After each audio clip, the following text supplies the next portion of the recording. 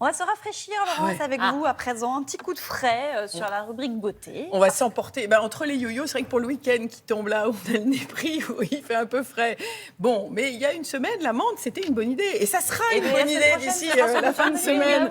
Parce que je vous demande d'essayer les petits gros tubes qui sont devant vous immédiatement sur la main, mais qui normalement sont des crèmes à poser sur les jambes lourdes. Et les pieds. Ah là là, jambes lourdes, petit indice. Qu'est-ce qui va se passer sur leurs mains avec ces crèmes? Alors, dites-moi vite fait. Alors, en gros, c'est l'effet froid.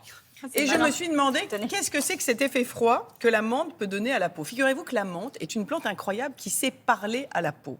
Nous avons en fait dans notre peau des cellules évidemment, mais qui sont protégées par des membranes qui ont des petits canaux. Et la menthe, elle sait ouvrir ces canaux chimiques et parler presque jusqu'à notre bulbe rachidien. Qu'est-ce qu'elle va faire la menthe? Là, elle est en train. Là, on est à de la crème, on parle à notre bulbe. Et ça fait froid? Oui, ça commence à faire froid. On est en train de vous leurrer. J'ai essayé il y a 5 minutes sur les jambes et c'est maintenant que ça. On est en train de vous leurrer. C'est-à-dire que la menthe, avec ses molécules, les menthols, elle est en train, par ses petits canaux chimiques, de dire « il fait trop chaud ». Du coup, votre cerveau envoie un effet froid. Vous me suivez?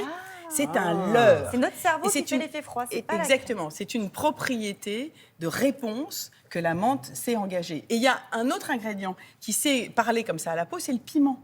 Le piment, c'est la capsaïcine, qui parle aussi par les canaux chimiques qu'on a réussi à isoler ces dernières années et qui va dire « il fait trop froid ». Et du coup, le cerveau va dire « j'envoie du chaud ».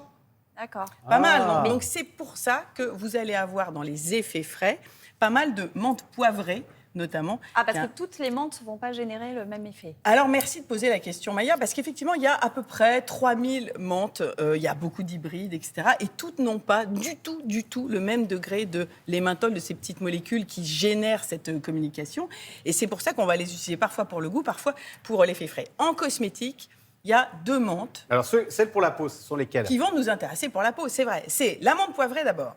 Alors, la menthe poivrée, vous allez beaucoup en trouver pour des raisons de purification. C'est pour ça que la menthe est très, très connue. Un petit côté astringent. La menthe poivrée en huile essentielle sur les tempes et pas trop près des yeux surtout, ça fait un effet froid absolument dingue. Ça communique, parce que sur les tempes, le sang est pas très loin, donc ça communique. D'ailleurs, ça booste un peu la circulation sanguine. Donc là, le célèbre, économiquement, on en a beaucoup parlé il y a longtemps, mais le célèbre pétrolane, c'est beaucoup connu pour les cheveux, shampoing pour les hommes. C'est toujours cet effet frais qu'on aime bien, mais qui dope un peu la circulation sanguine. Mais derrière, dans la course, vous avez des L'Occitane, avec un shampoing menthe poivrée très connu, qui passe en solide. Regardez les efforts que font pour les emballages maintenant l'industrie et autres Mademoiselle Bio et autres savons pour les mains. On va trouver la menthe poivrée pour cet effet un petit peu purifiant. Ça, c'est la version shampoing, c'est les cheveux. On va aussi en trouver pour le visage, chez les Melvita, les Yves Rocher, Estimessence, toute jeune start-up. C'est des crèmes, c'est des lavants nettoyants ou des crèmes qui vont venir matifier, purifier. Parce que une crème qui est purifiante, des actifs purifiants assainissants, c'est très intéressant quand on produit trop de sébum, quand on brille un petit peu trop et qu'on veut calmer la production de sébum. Et là, la menthe poivrée va être vraiment extrêmement intéressante. On produit trop de sébum. Sébum. Alors le sébum, petit rappel. Pardon, je suis nul en emporte-pièce et en sébum. Eh ben oui. Alors le sébum, c'est du bon gras, c'est du gras. En gros, la peau, elle est protégée par un bouclier hydrolipidique qui a de l'eau et du gras. Et ce gras, on l'appelle le sébum. Et vous en produisez, j'en produis, tout le monde en produit.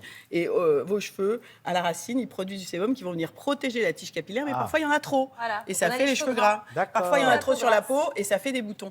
Et c'est pour ça qu'un petit medley, là, par exemple chez Cattier dans le bio, toujours chez Melvita, regardez bien dans les magasins bio, il y a vraiment un joli travail de nettoyant et d'accompagnement, petit rôle anti-boutons à la menthe poivrée, avec sa petite crème fluide matifiante. Et là, la menthe poivrée va avoir un intérêt. Okay, donc celle-là, on la connaît depuis pas mal de temps. Il y en a une nouvelle qui est arrivée, qui s'appelle la menthe aquatique. Qu'est-ce que c'est que ça?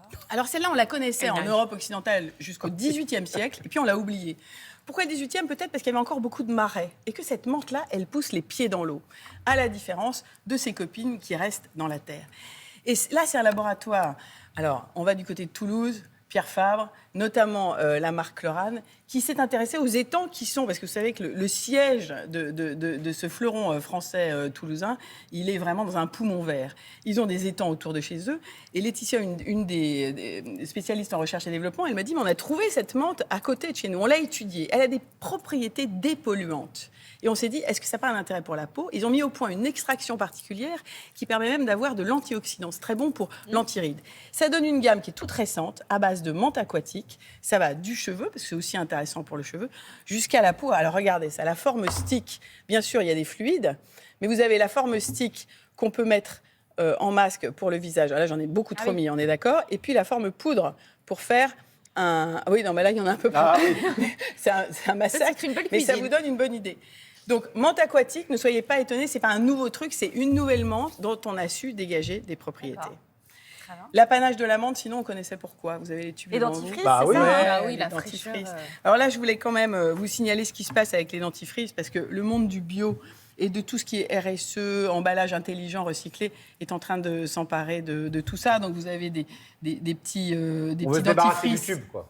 Voilà, des petits dentifrices solides à croquer là chez Respire, qui essaye beaucoup de bousculer les choses. C'est-à-dire que c'est plus de la pâte, on prend un bonbon et on croque et on peut se laver les dents avec. Regardez, le gel dentifrice de chez La Rosée que vous avez là, il est à la menthe, mais il est transparent. Ça ne ressemble pas à la pâte de dentifrice habituelle.